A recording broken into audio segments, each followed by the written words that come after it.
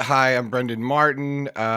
This is SEC Sidelines Sports with your host, Rob Browne, which Rob Browne is endeavoring to join us this morning. There's a couple of gremlins in the internet issues, but he'll be along shortly. I've got Chris Lee sitting in the orange, blue, and gray room to me.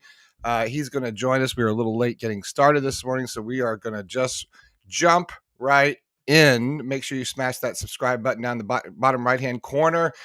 Get you notifications on when we go live. If you're watching on Facebook, hit the like button. And with that being said, I'm going to bring in Mr.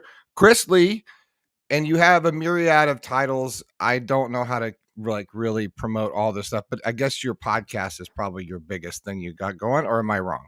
There's a lot of stuff going. Probably our biggest thing is our SEC YouTube channel, which is also available on a podcast feed where you get your podcasts. It's Southeastern 14 is where you find us on YouTube. That'll be changing sometime in the spring, the summer. As you know, there are going to be more than 14 teams in the SEC. We will change with the times, but for now, that's where you can find us. And for Vanderbilt stuff, VandySports.com and the Vandy Sports Podcast. Now, when you guys start, when did you start the Southeastern 14? February of 2021. February of 2021. So for a minute, it looks like Rob is in here. I'm going to bring him into the show. Let's see if he is a part of it. Hey, Rob, how are you? Good morning, sir. You got all those gremlins worked out in Memphis?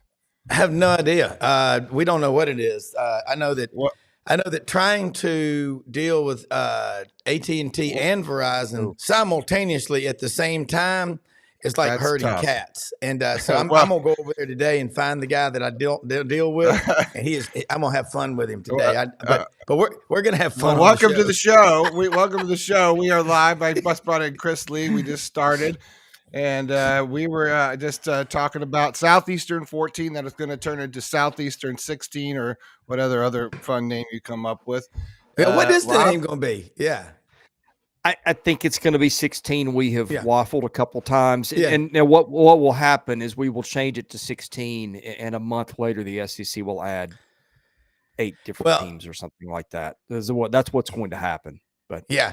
Well, and I watched your stuff, and it's really good. I mean, you're talking a lot of basketball right now. We're going to head to Nashville Thursday afternoon, maybe earlier, but this tournament is going to be fantastic. I don't know which tournament has the most compelling storylines. I mean, I was on Buddy Martin's show last night with Franz Beard and Buddy, of course, and Brendan. And, the Gators, they dropped that one to Vanderbilt, so they know they've got to come in. I think Florida's going to come in there with their hair on fire.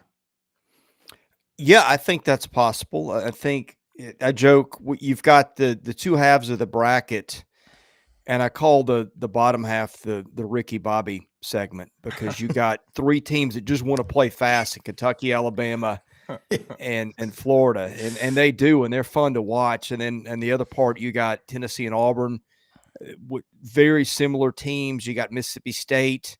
I mean, I feel like Texas A&M needs to be in the upper part of the bracket. They're a misfit in the bottom part. Yeah, and Tennessee can play faster too. But I think traditionally we think of them as a defensive team the last few years. Dalton Connect has changed a lot of things with that team. But yeah, it's interesting the way that it shapes up. Well, watching the basketball this past Saturday, Florida loses at Vanderbilt. Vanderbilt won that game. It was just they got the win.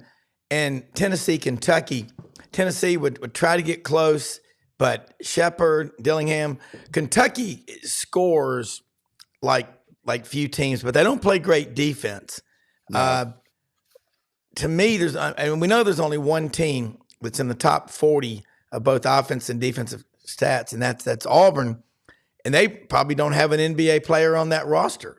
And I mean, there may be some free agents or what have you, but of all these teams, Tennessee, Kentucky, Alabama, Auburn, South Carolina, is South Carolina's roster necessarily loaded with NBA talent?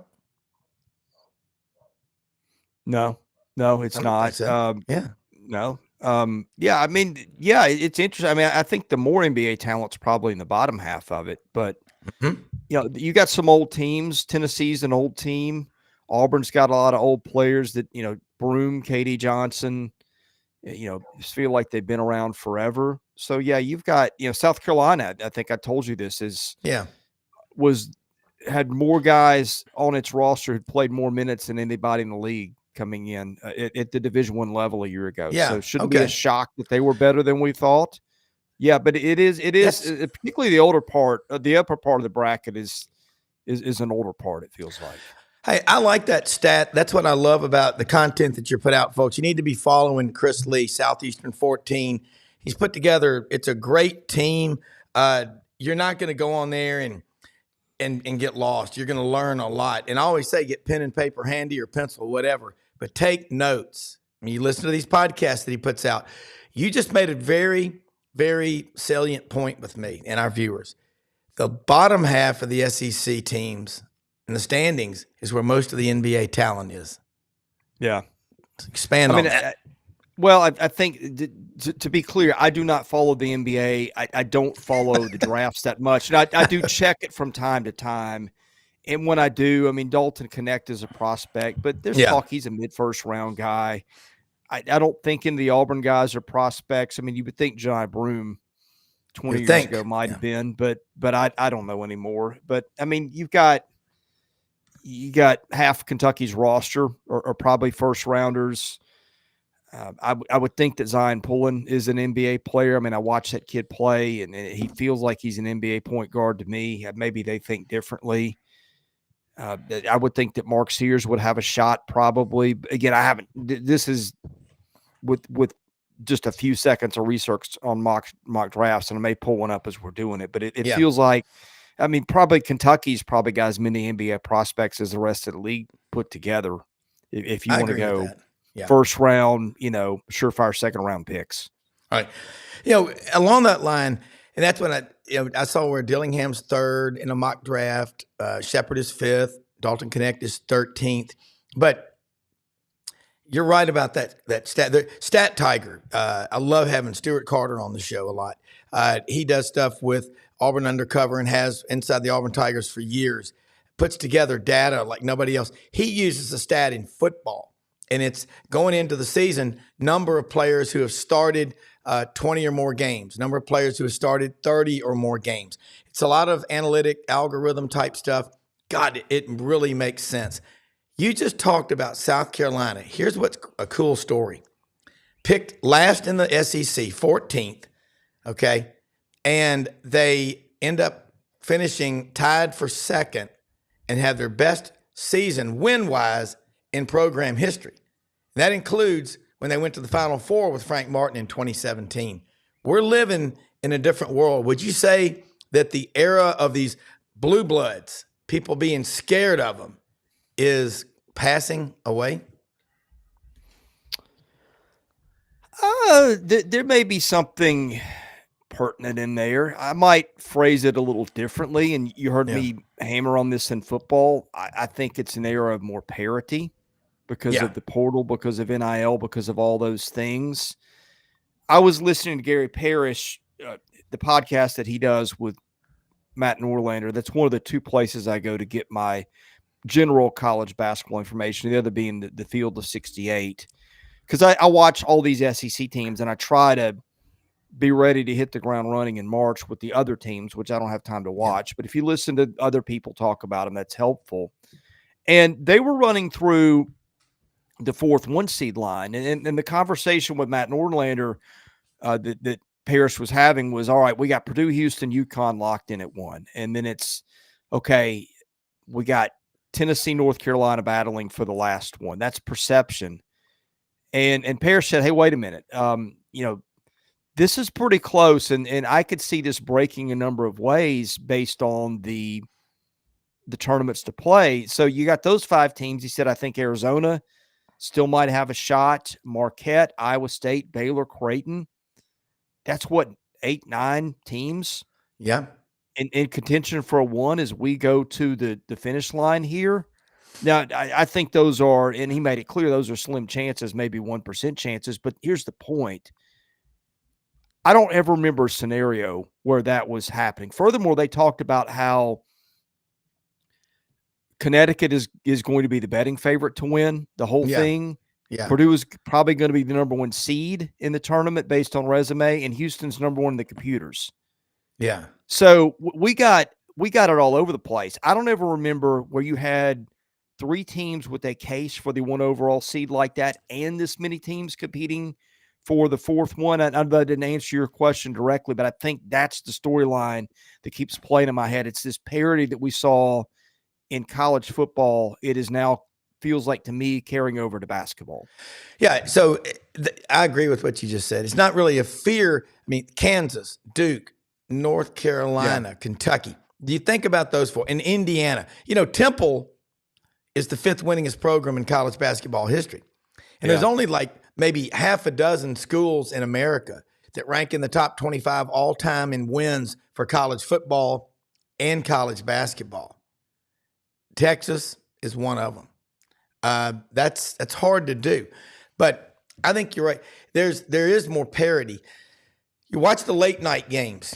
Fox, guy that watched was it UConn and Marquette the other night? There's a lot of really good basketball that comes on right after we watch these SEC games, and you better be paying attention to that because it's what you don't know that you need to know. And you talked about, Gary Parrish is he's a basketball on another level right here from Horn Lake, in Memphis. He's really knowledgeable. And I think about what you just said, UConn, that's my favorite. Okay. I'm not picking Perdon't, as Franz Beard calls him. I'm just not. When was the last time the Big Ten won it all? 2000. Before that, 89 with Michigan. Before that, 87, Indiana. So Tom Izzo, I love the guy, but it's been 24 years. And I think he's been to 8 or 9 Final Fours since then. That's why he's still there. But pick me an SEC team or 2 that you think can go really deep in the NCAA tournament. Before I answer your question, I want to unpack one more or 2 more layers of that discussion. First of all, you just sat there and you named the Blue Bloods. Kansas was not among one of those 10 seeds that we're talking about, 10 teams in contention for 1. Duke was not in there. Kentucky was not in there. UCLA's not even going to make the tournament. Indiana's not even going to make the tournament. Yeah. And then the 3 number 1, the only team that's in that discussion at 10 is North Carolina. And they're not in that top 3 seed discussion. Yeah. So there's that. Teams from the SEC that I think could win the whole thing or make the Final Four. I know Tennessee's been a punching bag, the regular season Rick stuff. I just look at them. I have felt like they were the most complete team in the league for 3 months now. My opinion on that has not wavered. Yes, Tennessee has not run the table and smashed anybody and everybody. Tell me the last time Tennessee had 2 bad games back to back. I don't think it's happened all year. Yeah. So I like them. And if you like balance offense, defense, I think Auburn would probably be your most logical second answer, but Auburn has not beaten a lot of the good teams. That's right. I think if you're going that Alabama, Kentucky, Florida trio where they're all very alike in the way that they play, I would take Kentucky just because the top end talent. The defensive issues have been there, but they've also been there for Alabama and to some degree to Florida too. But I think the top end talent is just so much better than everybody else's. I think that's where you have to go. Yeah, and we're sitting there thinking, okay, hotel rooms, cha-ching, cha-ching, cha-ching. It's Kentucky when they beat Tennessee at Thompson Bowling Saturday. Whatever hotel rooms there were left are gone, and it's either Tent City or, in my case, the mother-in-law in Clarksville. I'm looking at the Tent City. I'm kidding. No. I'm looking at the Tent City. No, man, I love camping out. But anyway, think about with Tennessee, that's important because sometimes, like last year, UConn lost 5 straight during the season. A lot of people wrote them off. I'm not going against Bobby Hurley in a game. I don't want to go against him in the NCAA tournament. The guy was born to coach. He's so cerebral. He's so fast. I call him. It's funny. I'm married to Evolve for life. A couple of 2 or 3 of them up in Nashville, And the consensus among them is, yeah, but we don't do anything in the tournament. You can't. The guys on this team, I think what's different, you got to be careful about saying it's different this time, but Santiago Vescovi, he's been there for a long time. Zakai Ziegler, been there a long time. Connect, he's new, but he's fought and scratched his way up from community college to University of Northern Colorado. As Brendan always says, go Bears. And he's got this 1 year. So it's interesting. I like the experience on Tennessee. Talent, Kentucky, I'll give it to them. Yeah. Hey, look, if Dalton Connect got hit by a bus and he's out for the tournament, then not that I'm wishing that happens. I don't love watching him play and want to see him lead them on a run. I think that'd be fun for the sport. But then I don't think I'd pick Tennessee out of the first round. But he's the difference. I mean, I'm trying to think of big time scores they've had. They've had Grant Williams, but he's a different type of player. I mean, Kevin Durant is the comp that people have made. Yes. They're different body types, obviously, but they're both guys that, good luck stopping them when they're on. That's the piece they've been missing. That's why I sort of discard all the, regular season Rick talk. Like I'm waiting to see where they get seated.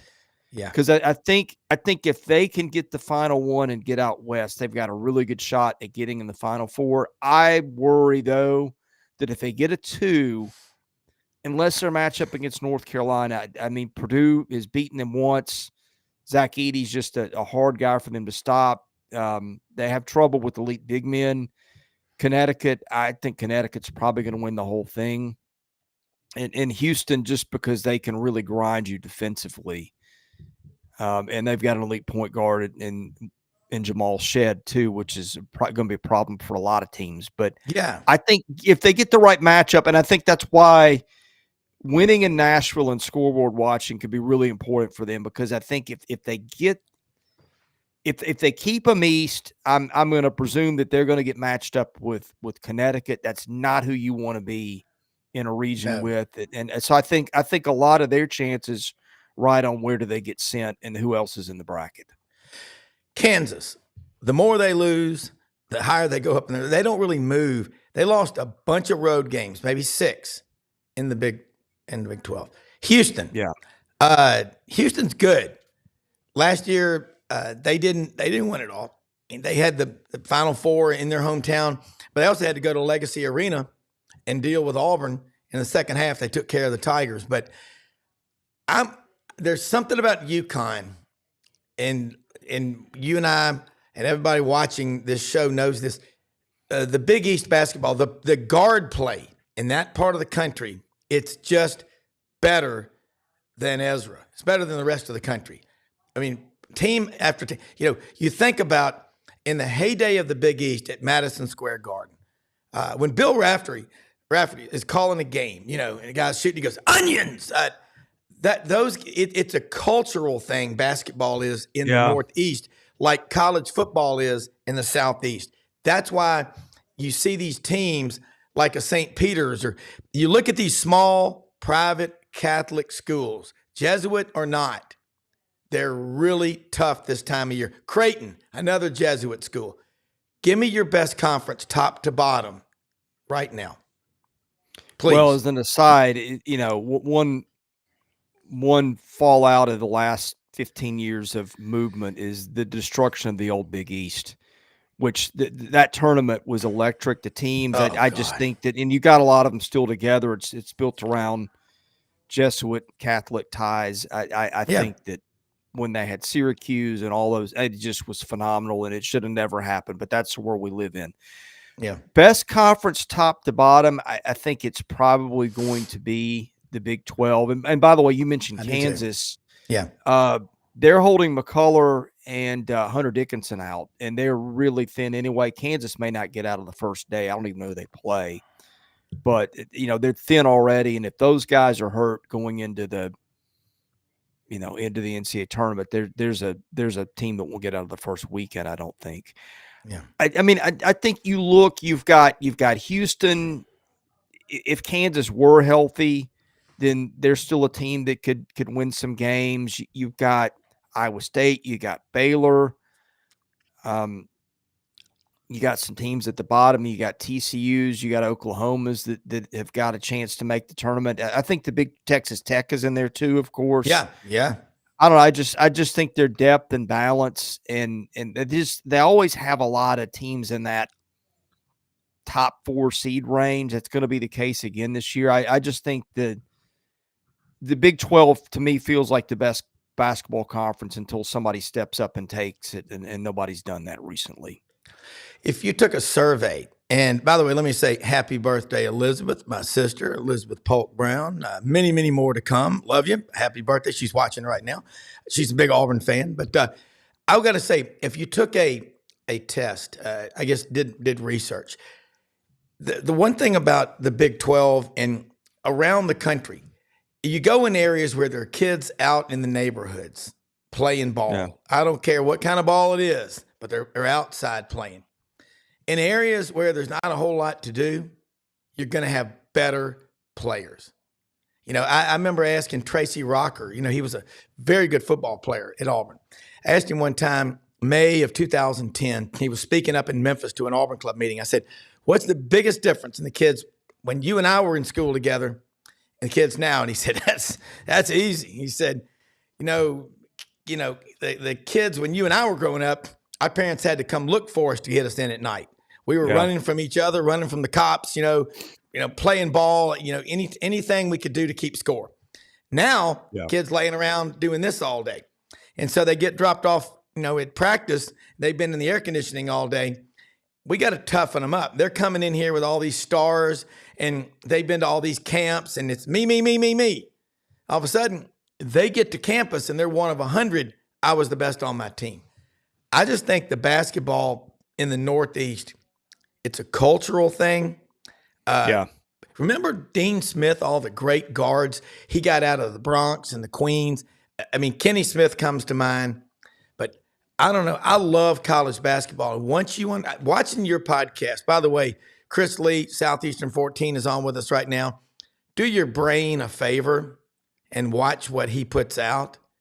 He works harder than a dozen Mennonite farmers and a dozen rented mules. He's got a great team, and we love having him on the show. But I just think basketball is not as much of a cultural thing in the South yet. Now, in places like Memphis, it is. Yeah. I mean, it's everywhere. It's starting to get there a little bit more, though, I think. And just look at it. Like in the South, you have acreage is more available. It's easier to go out and play football on a field. New York City, you don't have a big swatch of grass anywhere to go play football. Central Park. I guess you could play football on the streets, but hope you're not playing tackle. It's different. But I think travel ball is sort of probably broken down some barriers. You do have some hotbeds like Atlanta and places like that where there's a lot of hoops, and Nashville's not anywhere near Atlanta's category, so strike that from the record. But I think a lot of it's just based on geography and the things that come with that. Yeah, but I mean, now there's tons of. You just want to see kids outdoors, and that's where you get it from. And you look at guys like Hurley, though. Again, where did his dad coach? Was it DeMatha? St. Anthony's. Yeah, St. Anthony's. Yeah, the Catholic connect. There ain't nothing like the Catholics and basketball. And Gonzaga. I got to ask you real quick. I got to ask you because I know people like Tucker Osborne, who's watching down in Montgomery now, played for Bucky McMillan at Mountain Brook. Oh, and they've been telling me about Bucky since 2012. Okay. Yeah. I was so proud of Samford, the folks on Lakeshore Drive, getting the win last night to win the SoCon. And that's the best season in Samford history. First time they've been to the tournament in 27 years. Great article by Kyle Tucker. Did you read that a couple of days ago about him? I didn't, but he's been on my radar for a few months. Yeah. And hopefully Bucky's going to be on the show with us Friday, but we've had him on before. Bucky ball. Is he going to build like what Gonzaga? I mean, there's a lot of money there Sanford has some very, very, very wealthy alumni that have already done enough to keep him so far. But, what do you think about Buckyball? I think Buckyball, man, I've not seen them, but I've heard. I mean, they shoot from all over the place. I think defense is going to be the thing that if he wants to get a big-time job, he's probably going to have to overcome. But, look, you're playing at Sanford. Yeah. They haven't been in the tournament in 24 years, so there's that. He's going to be a name. I think he's more a Southern guy. So my guess is if he gets a job, it's going to be maybe somewhere in the SEC, maybe somewhere else that's Southern oriented, warm weather climate. He's from Alabama. I mean, the place where I think he'd fit is Nashville. But that's a whole other discussion if you want to have that one. Well, who would not want to live? Now, my in-laws from my first marriage live out in Franklin. That is awesome. That's where I still am. go up there and ride on, the Natchez Trace Parkway and go to Leaper's Fork and Puckett's Grocery on a 70-mile ride. I mean, it's so beautiful up there. Nashville, that's the problem with the SEC tournament being in Nashville. I mean, everybody wants to go see their teams, I'm sure, but there's also you're going to Nashville. Yeah. I mean, when we were there for SEC Media Days, remember going out on Broadway? There were people everywhere.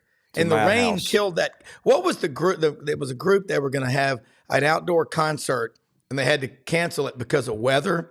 Yeah. But my wife, Audrey, and I went into some food court thing that's right there on Broadway, and we heard this just unbelievable voice. And I'm like, God, I said, man, they must have a DJ in here playing it. And it was a girl, a young girl playing. And you see that up and down Broadway. And God, Nashville. I mean, and it's changed, it's gotten bigger and all that. But you don't want it to be as big as Atlanta. But why not just have? If you're not going to have it in Birmingham, just do media days every year.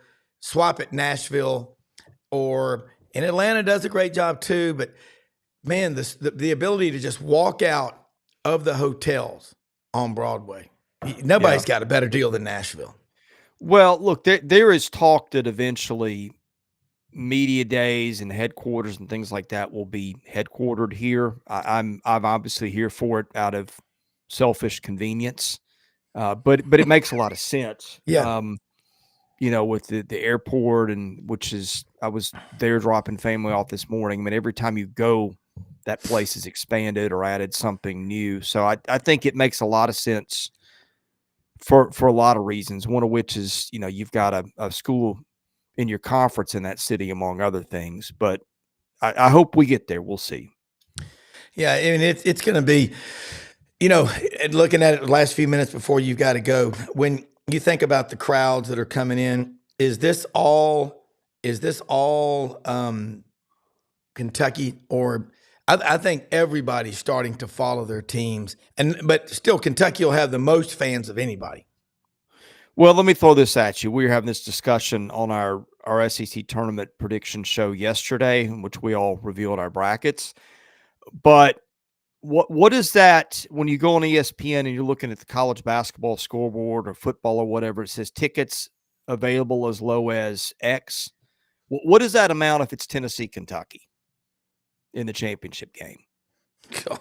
Unbelievable. Yeah, that's the one that if you are a ticket scalper, you are rooting for, and I'm sure ESPN is too. Well, is ticket scalping in Tennessee legal? You're probably asking the wrong guy. From what I remember, I think you can still get tickets near the arena if you walk up. But I mean, I've had media passes for 20 years now, so it's been a long time since I had to go and get them that way. Well, and I know in Alabama it's legal, and I've got my man Snake from Atlanta. I go, what's your name? He goes, it's legal, but I think sometimes they have limits around venues, like you can't do it on the street next to the arena or something. I don't know what the rules are at the moment. Yeah, but I think this is going to be unbelievable. I can't wait to get up. I've got some stuff I've got to do before I get up there, but man, love having you on and appreciate so much what you do. I have so many people that we're sending your way, and send them our way if you can. And because we're building this SEC Sidelines Sports Network and SECU, it is a family. It's a lot of fun, but I got a lot of respect for you and the team that you have on there. And let people know how they can follow you. And let's do this again next week. And I look forward to seeing you when we get up to Nashville. Yeah, main place you can find my work is Southeastern 14 on YouTube. We cover football, basketball, and yes, baseball. There will be an SEC series just a couple miles down the road from Bridgestone Arena where the tournament will be taken. I may be slipping out a couple of times to go catch some Vandy and Auburn. If I'm not watching that, I'll be there in the ballpark. then I'll be watching it on my phone from the arena. But yeah, first weekend of SEC baseball starts, so a lot going on. We'll have a live stream during the selection show where we will be reacting to where SEC teams get sent in the bracket live. We've done a couple live reaction shows this last weekend. We had about 700 people on, over 600 on at once for the awards show Sunday night. We had 800 at once watching our live stream after Tennessee and Kentucky. So, yeah, we've been getting a good crowd, and I think people will love our hoops coverage. Well, I mean, it just goes to show you, we're not there yet culturally, where basketball is like it is in the Northeast, but we're getting there. Remember, they started football, and who owns football now? Although we've loaned the national championship out, it's on rent for 1 year to the Big Ten. Right. We'll get it. Right. We'll get it back. All right.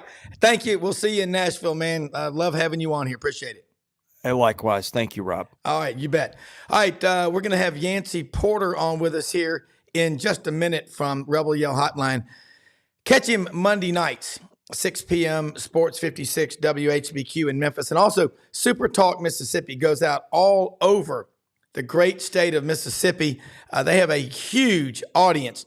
Great show. You need to listen to it. Chuck Rounsville, of course, Yancy Porter, Harry Harrison, Gary Darby, my man Gordon Ford is on. I've never met anybody that's a basketball. There's a handful of them, these basketball savants. Of course, Gordon was a manager back in the day when he was at Ole Miss. Keith Carter was on that team.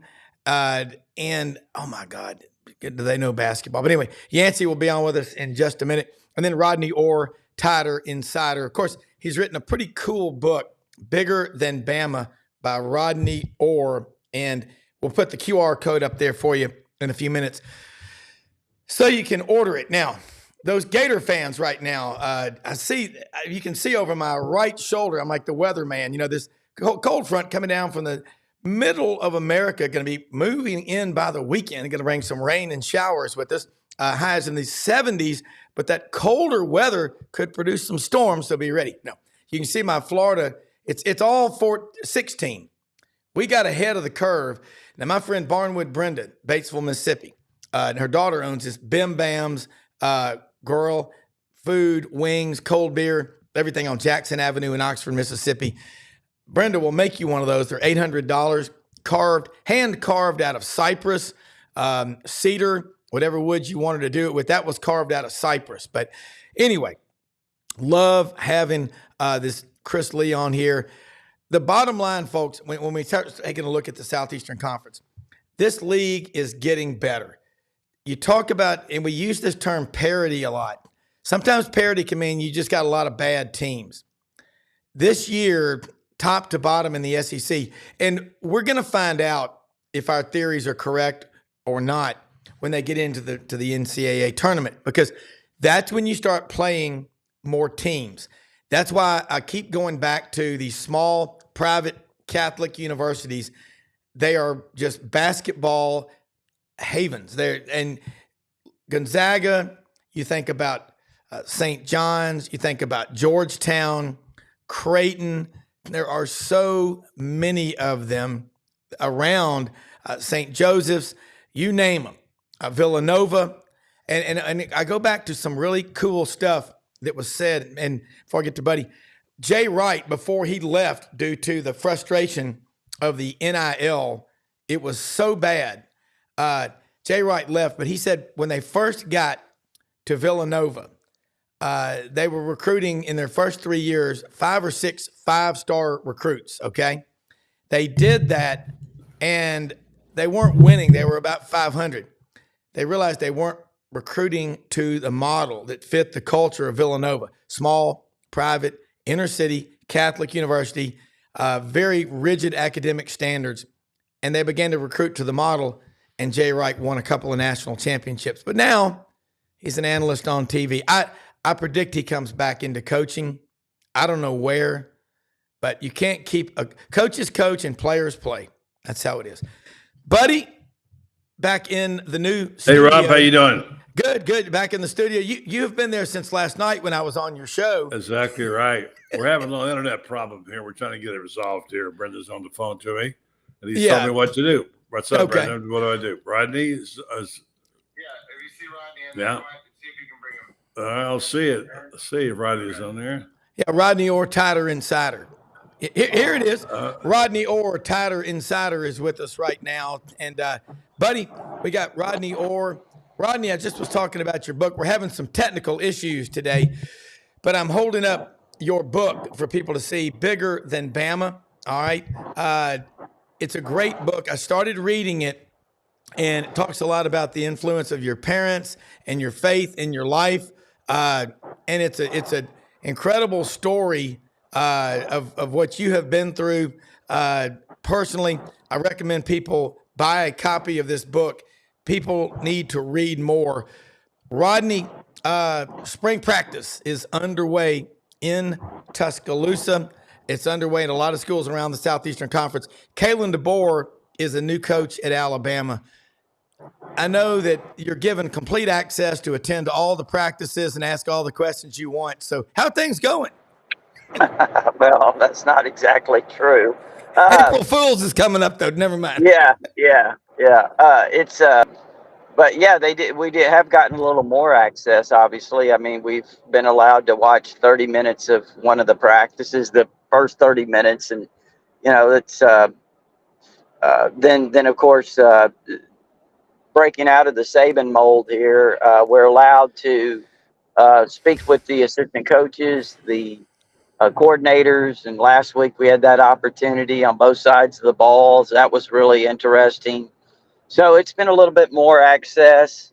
There's some differences, obviously, when you're talking about kind of the approach and all of that. But overall, I mean, Rob, I thought the practice that we got the opportunity to watch was really upbeat, really fast, a lot of tempo, a lot of loud music, which was unusual. The only time I've heard music played at an Alabama practice before last Wednesday was Rocky Top every year for the Tennessee game.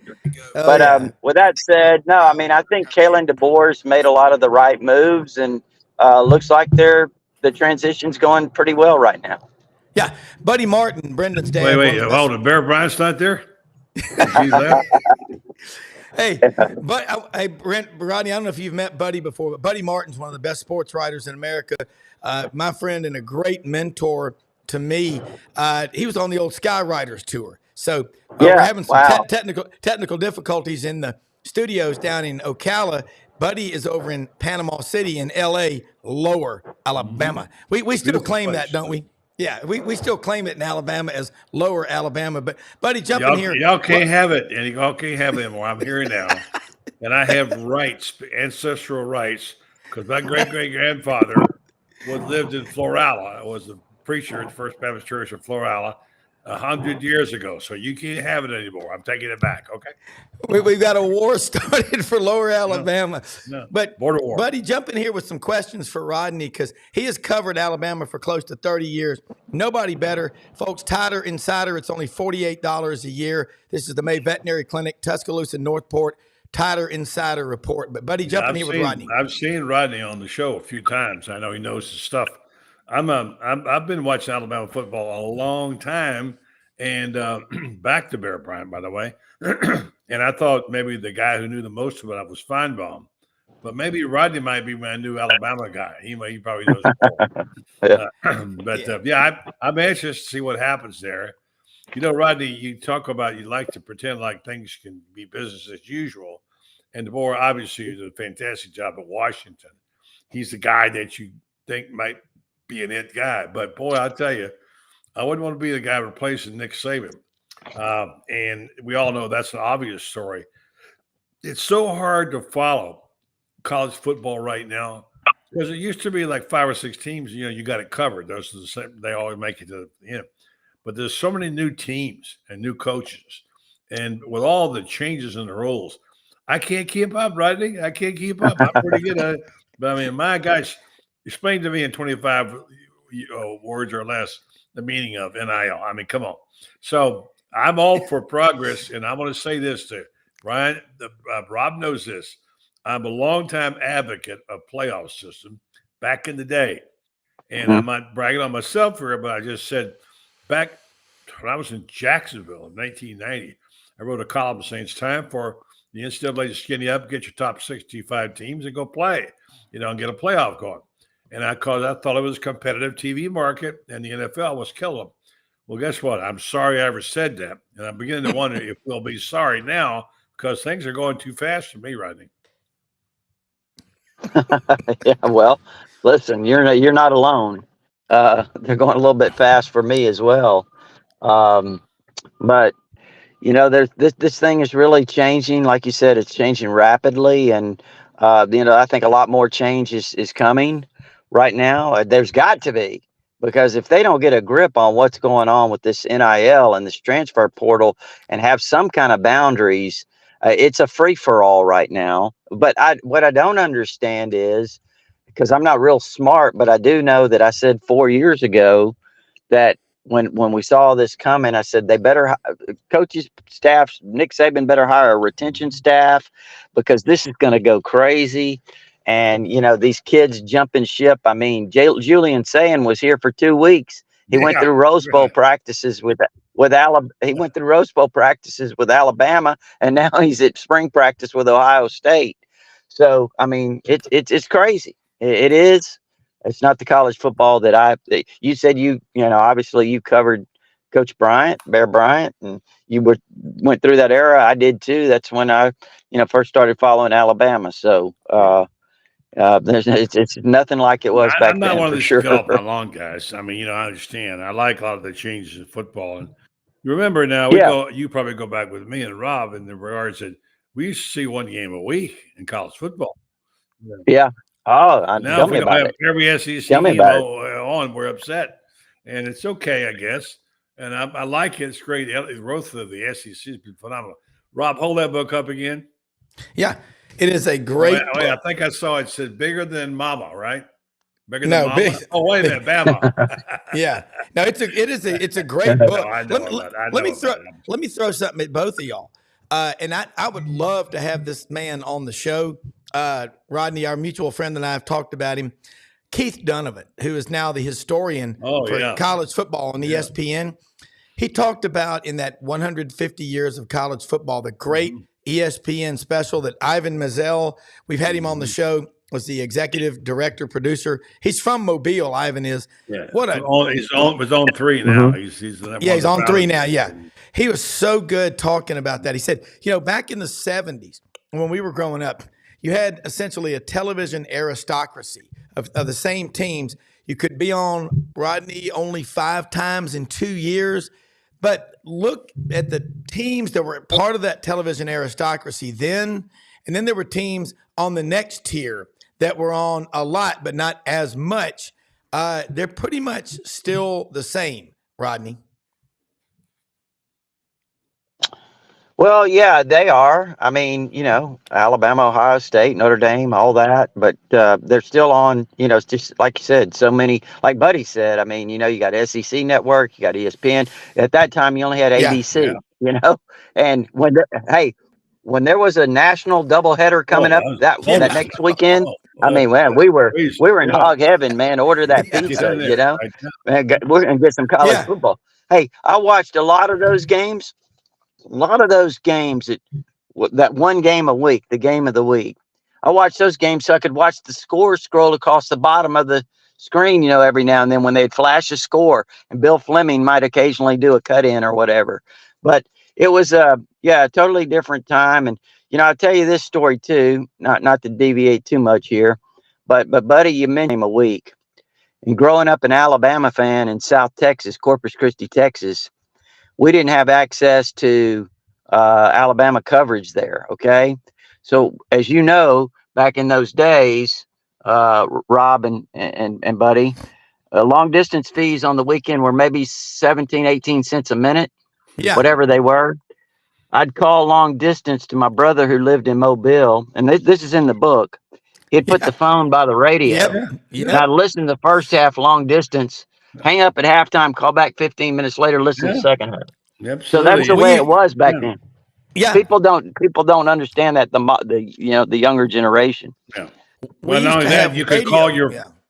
you could call sorry, Warren. You No, could go call ahead. your local talk show, if there was one, station, and listen, and you could listen on hold to the game. That puts you on, let you listen to the game on hold.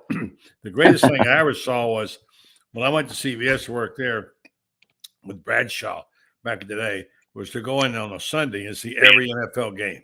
Every God. NFL. Unbelievable. Who knew there'd be a one day or Yeah. home service you could do that with? But just Yeah. to get the chance to watch the games, guys, was a Yeah. treat. And man, Yeah. we're overloaded now with so much stuff. And I guess it's good. I don't know. But the transition, you're right, Alabama is going to be so interesting. History tells us don't be the guy that follows the guy, be the guy that follows the guy who followed the guy. Well, and see, buddy, I think that's what one reason that Greg Byrne was so he was. I think that was Kalen DeBoer. I mean, he said, "Look, I'm not. I embrace the what Nick Saban has done, but also embrace the opportunity of being there, and I'm going to do it my way." And he's jumping into a fire. There's no doubt about that. We all know that. But again, I think the one thing that's impressed me so far is he hasn't been intimidated by it.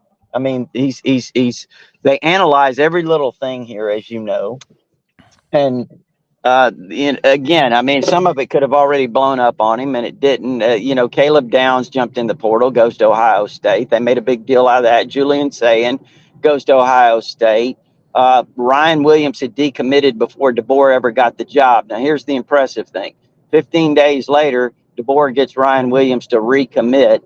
That was a start in a positive direction. He's brought in some really good transfers already. He lost Ryan Grubb, the offensive coordinator who had been with him for all those years, and the offensive line coach Huff, who came here for about 10 days and then went to the Seattle Seahawks. And he just made that a smooth transition. He hired, Nick Sheridan, obviously, as offensive coordinator. He got an offensive line coach from Baylor, Chris Kapolovic. And so he's done a really nice job when he's had some obstacles that have already cropped up. And people may say, well, those are not really major things. Well, they are here. I mean, these are the things that people kind of judge you on. And some of these things that have cropped up, he's handled really, really well. I mean, obviously, the proof's going to be in the pudding. How's he going to? Nobody's going to win 6 national championships in 12 years like Saban did, over that span or whatever. But, again, I think right now he's made all the right moves. It's changed a whole bunch, guys, as we know.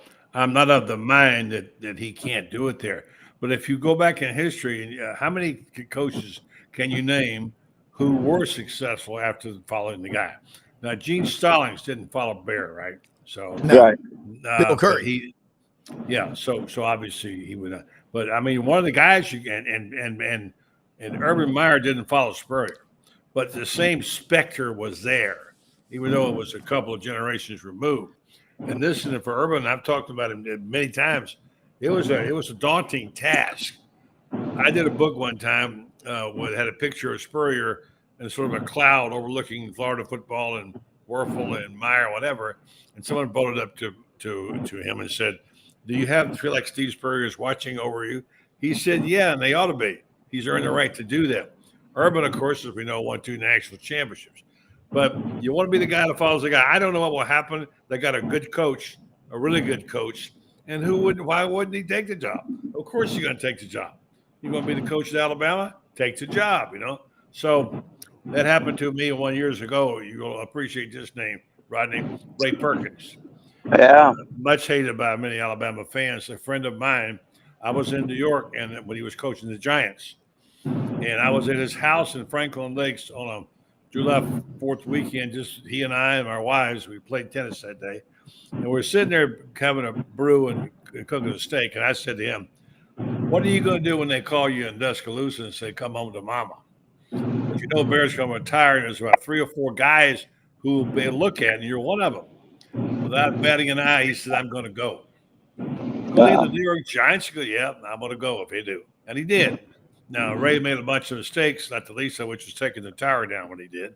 But you know, it's hard, especially when you follow a guy who was, you know, your coach. It's real hard.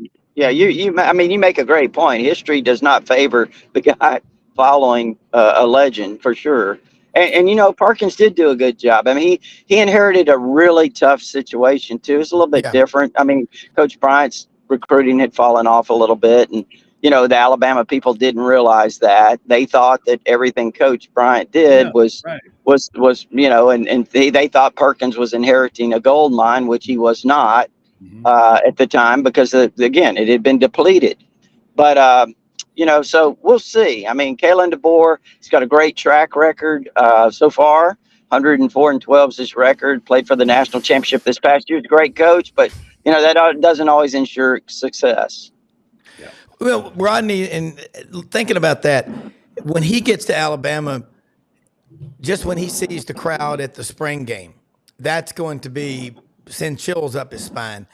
But I think that the culture that they built at Alabama, it lends itself to winning because so much is expected of you, like it is at these other SEC powerhouses.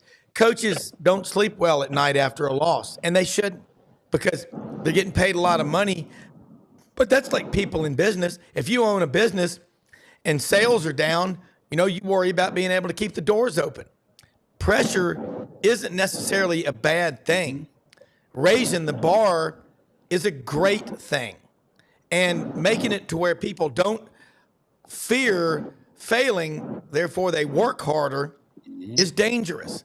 And Rodney and Buddy, you're right. I can remember, we're talking about the games on TV. I mean, Keith Jackson and Frank Broyles. Did it get any better than that? We talked about, you know, Fred Astaire, you know, and Ginger Rogers. That was a great pair. But it ain't Keith Jackson and Frank Broyles. That was as good as it got. I also like Chris Schenkel and Bud Wilkinson. How about that for a name? How about that for a name? Hey, remember when Chris Schenkel, they would manually change the scores on the set of ABC College Football with that long pole? Hey, Rob, you're the man of many voices. You can do a Chris Schenkel, can't you? No, not really. Chris Schenkel had such a good voice. Yeah. It was a golden voice, but you hung on every word. And then Bud Wilkinson. Remember when ESPN started 79 and 80, you would have the Valvoline college football, and they would replay the games. Remember you had that box on top of your TV set, and you would just scroll over there, and you would watch the replays of all those games. You know, they have and say moving ahead now to the third quarter. You know. Yeah. But you know what? College. I've been doing radio. I started in 1987, and then I would do it filling in and co-hosting in Memphis with my friend, the late Jeff Weinberger, wherever he was for years. The coolest part about what we get to do, Rodney knows this, buddy, you know it, is to interact with the fans, because it ain't about us. It's about them. It's about the game. We're conduits to it. And like what Rodney does with Tider Insider, buddy, what y'all do with GatorbaitMedia.com, you pick the school. You've got fans out there, and a lot of them, I noticed this, 30 days into starting this show, we had listeners in 48 different countries. You know what that is? Ooh. Those are expats. Those are military people. Y'all know what I'm talking about. Like my brother-in-law, Kurt Ham. I mean, he's over there in Fallujah waving a Tennessee flag after they finished that battle. He got the right to do that, you know? I mean, there are fans. You pick the school. I wish we could do a show or shows occasionally and just do a live hookup to, say, people over at Bagram Air Force Base in Afghanistan, or on the DMZ along the Korea-North Korea border, or people over in Okinawa, or on the USS Iwo Jima off the coast of North Korea, or wherever they are. because that's what's so fun about doing it. Think about, I hope we didn't lose Rodney, but these technical gremlins are eating us up today. But buddy, that's why you can never retire. I mean, because the great storytellers, where would we be without Herodotus in 488 BC? He's the one, hence Wait the a name. minute now. You're going back a little ways there. Who did he write for? I've forgotten. My dad knew him. Okay. 488 BC. But history, like just when, and we lost Rodney. If they had to have quills and scrolls and writing on parchment, that would be tough. Yeah. Hey, by the way, I looked up the book and I remember hearing it. I was on a show with Keith one time on TV. With Keith Jackson? No. They're talking about Keith Donovan. Yeah. The Missing Ring. That's the one I have not read. I want to read about the year they didn't get the ring that year because of the racism charge, Yeah. And what happened there. That Donovan's a really good researcher and a really good writer. He's got the Bart Starr book, right? Didn't he write that? Anyway, bottom line is that he's a pro. 8 books. He's written 8 books, so for sure. Hey, look, we're gonna get him on the show. I've got someone who's friends with him. But think about this: all these great broadcasters, Chris Schenkel, Bud Wilkinson. Chris Schenkel was so good. He was just classy. I'll tell you another one. I don't know if did you know Kurt Gowdy, Charlie Jones, Wyoming Cowboy? You kidding me? I mean, yeah. See, Charlie Jones actually one time asked me to write a book about him, and we almost did. Yeah. Wow. Well, my sons spend a lot of time out in Jackson Hole, Wyoming. And when they fly into Denver, they said that drive from Denver to Jackson, Wyoming, it's about 7.5 hours. Mm-hmm. So once you get into Wyoming, you get in what's called the high. It's not the high plains, maybe. The Grand Tetons is where it really comes together. And the winds on the interstate there, they said, it'll blow you off the road. They said, Wilson said, listen, you got white knuckles. I've been there for football games. I've almost gotten blown off the road at nighttime. Now, have you been to Laramie? Have you been to Laramie at University of Wyoming? I was in Denver for 17 years. All right. Yeah. This is so cool. I got to ask you this. Now, I watch a lot of football. You've forgotten more than I know about it, but University of Wyoming has something called the High Altitude Performance Center. It's 7,300 feet or 7,700 feet. Mm-hmm. And the fans out there get into the football. But I go back to something Pat Dye said when he came to Auburn in 1981. He said, I was an All-American at Georgia, and then I coached with Coach Bryant for 9 years. I was at East Carolina for 6, and everybody in North Carolina is talking about the 4 corners even in July. I go to Wyoming for that year, and they're talking about the rodeo. I get down here to Alabama, they're talking about college football all the time. But I think I just think there's an interest in college football wherever you go. My friend Tim Horton's a running backs coach at the Air Force Academy. He said, I never have a problem getting those guys out of bed in the morning. Talk about those schools out there. I love listen, I go back a long way with the Air Force Academy. I love what they did. Kenny Hatfield, all the way through the whole thing. But here's the thing you got to know. Covered many a game at Folsom with the Colorado Buffaloes in the good days and the bad, back when they couldn't win a game. And then, of course, they had a national championship team or co-national championship team. Beautiful place. But I would go there and I'd look around. I'd say to my friend Woody Page, they think this is big-time football. You could fit this field in the middle of most SEC stadiums, This is not really college football as I knew it. When you grow up in the SEC, watching those crowds and watching those teams, when you go out and you see a crowd of 45,000, you're not terribly impressed. Beautiful setting. I love the setting. I love what they did there, but it's just a different kind. And I'm sorry, it is the cliche and it is the motto. It just means more. It's a whole different deal. But no, there's some college football's got some great venues. Lincoln, Nebraska was the closest thing I saw to an SEC venue. They sell out every game no matter what. But I never got a chance to do the SEC or the national tour. I wanted to do the top 25 stadiums. I never went to the Big House. There's several more I didn't go. I love Notre Dame, by the way. I often said if an alien came down here, and this is anti to what I said about the SEC, and they said, what's college football? Come and be the South Bend in September and October when the leaves are turning. I'll tell you what it looks like. Beautiful settings. There are other great settings in college football around, but there's only one league like the SEC. Yeah. Well, Notre Dame, I got a lot of friends. Of course, I went to Christian Brothers High School. Our colors were purple and gold. You and Feinbaum. Is that where Feinbaum went? Yeah, Feinbaum went to Christian Brothers High School. Yeah. And then he finished at White Station where my kids finished. But I'll tell you this, Notre Dame, I've got so many Catholic friends being a Scotch-Irish Catholic. They said, Browne, tailgating up there is a large steel, like a garbage can. You got a fire going, everybody standing around there eating brats and drinking Croisen beer like old style, or hams, which is kind of buried behind the sign.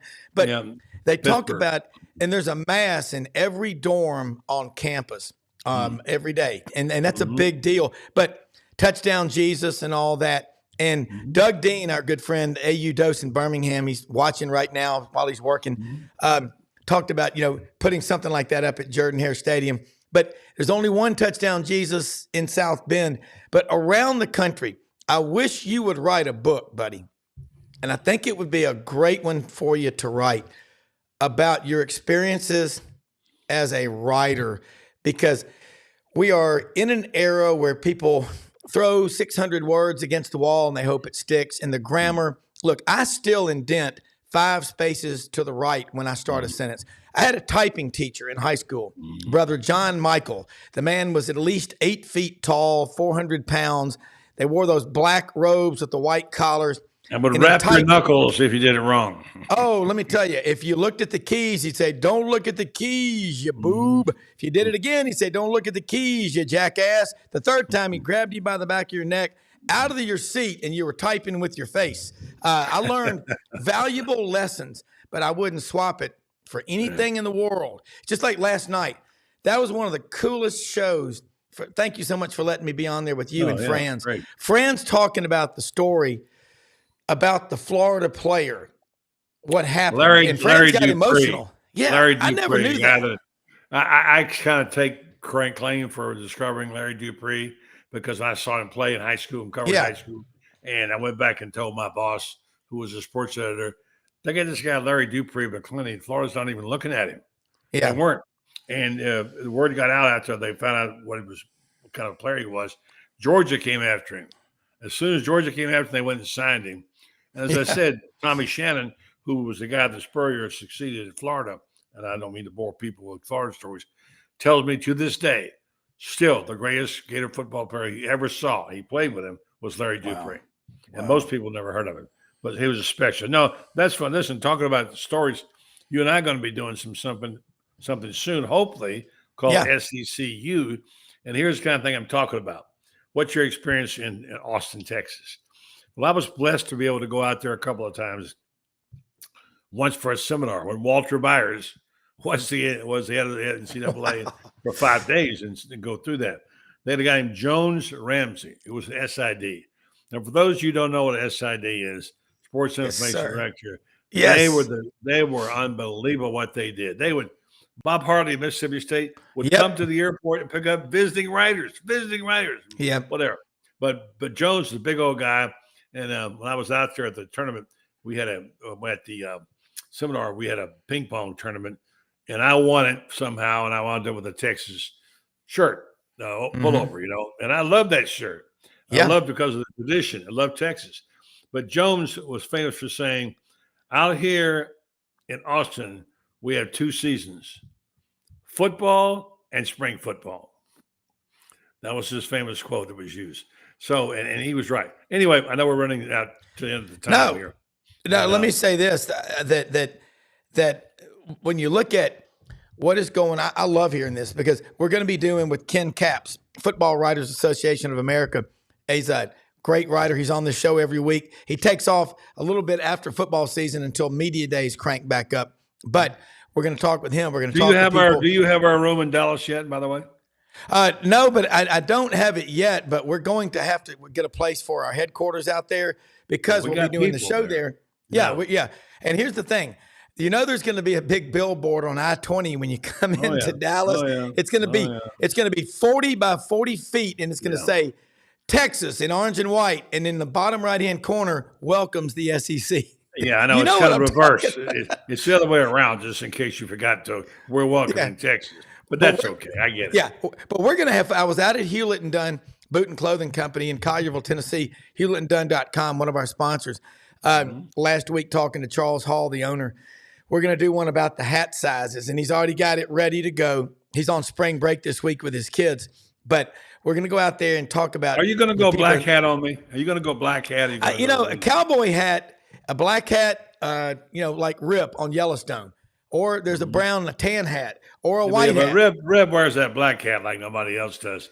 I think you might be more of a over tan guy. I don't know. Well, and think about what did the Lone Ranger wear?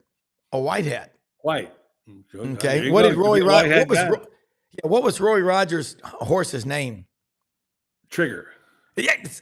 Buddy, don't tell me that you don't have it. You have got it. You're getting better and better and better because I've been having you on and being on with you for 2.5 years now. Your acumen, your skills, your talent, your repertoire, your depth of knowledge is unbelievable. And you talked about nobody gets tired of hearing great stories. So never apologize for being exceptional. You trying to shrink and make yourself less of a deal to make others around you feel less uncomfortable. Don't ever do that. You got it. Promise me one thing. We're going to be doing a lot of this in the future, I think. Yeah. Let's don't both become get off my lawn guys, okay? Just one of us at a time. Wait, only one. What Chuck Oliver, my friend up in Atlanta, Southern Sports Today, says, yelling at the clouds. You can either get off of my lawn, like MJ says over here at the farm when people cut the corners, or get off, yelling at the clouds. But I'll say this before we go. Had some technical issues today. We'll get Yancy Porter back on. We lost Rodney Orr, technical gremlins. But you know what? When you're going through hell, technically, you know what you do? Go to Atlanta. Going. Oh, no. Hey, by the way, no matter where you go, heaven or hell, you will go through the Atlanta airport. Isn't that true? Planes. That's a famous line back in the day from all the old days of the coaches. That if you're going to heaven or hell, you got to change planes in Atlanta. And that's when you had to. By the way, just a little update on your executive producer. His whole city is black and out. The Cox cable is down till 2:00. So it's not good. Luckily, we've got a chance to do another show with you. How I love it. It's going to be a regular thing. Well, last night was so much fun. And I tell you, you've got, is it Kyle Curtis is the young fellow? Kyle Curtis is my young writer. Yeah, he's got a lot of really promise. Good. Hey, and folks, you need to be watching our show, SEC Sidelines Sports Network, SECU, also the Buddy Martin Show. We're building a network. So as Brendan says, the 40,000 feet above, you can drill down local and look at that SEC map behind me for people covering all these schools. But also loved it. Franz Beard, Moulton. You've got some great writers on there that come on. And David Whitley, who's another great one. He'll be on tonight. Okay. David will be on tonight. And I'll be watching it. And another thing real quick before we go, smash that subscribe button in the bottom right-hand corner on YouTube. Yeah. And on your Android or iPhone, allow notifications. 3 things, history, traditions, and heroes. That's what we're here for. We appreciate our viewers, listeners. Tell your friends, tell your family, tell your neighbors. Support all of our sponsors. Thanks for making fun of my wallpaper, okay? I'm sorry. I'm in the middle of changing studios. Hey, you're in a transition phase. Yeah, and you do know what's over my left shoulder. That is the unfinished version. It's from Audrey's father, the late Billy Ham. It's signed by Johnny Majors. Audrey went to every Tennessee game with her dad or watched him or listened to him. And so he's been gone about 20 years. So I'm married to Evolve for life. Hey, send me some cool. I'm married to a Seminole, so there you go. Whoa. Hey, by the way, why haven't they ever gone to John Anderson's song Seminole Wins as their fight? Of course, they've already got a great fight song. I get that. Yeah, but I will do Gene Deckerhoff. Florida State football here. Chief Osceola on Renegade as this crowd at Doak S. Campbell Stadium comes rising to their feet. The Spanish moss, the winds, the blowing, and here come the Seminoles as Chief Osceola plants the spear at the 50-yard line.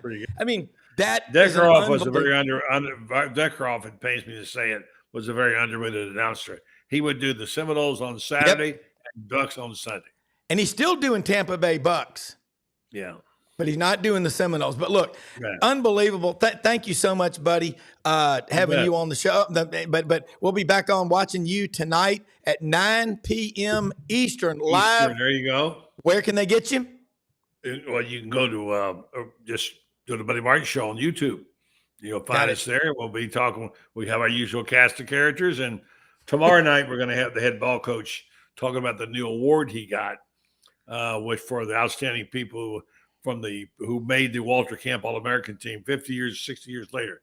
So Steve Spurrier tomorrow night. So listen, I know how kind of music you have to go out with, but I was going to volunteer to sing. But maybe I shouldn't do that. Maybe I'll let you just sing a little Sinatra. Fly me to the moon. I wouldn't dare. Had a wing and a prayer. Hey, look, little Bailey's Irish whiskey here. We'll be back on. Watch Buddy Martin tonight, 9 p.m. We'll be back on the morning at 8 a.m. Central. Thanks for watching, everybody. We are out of here. All right. You bet.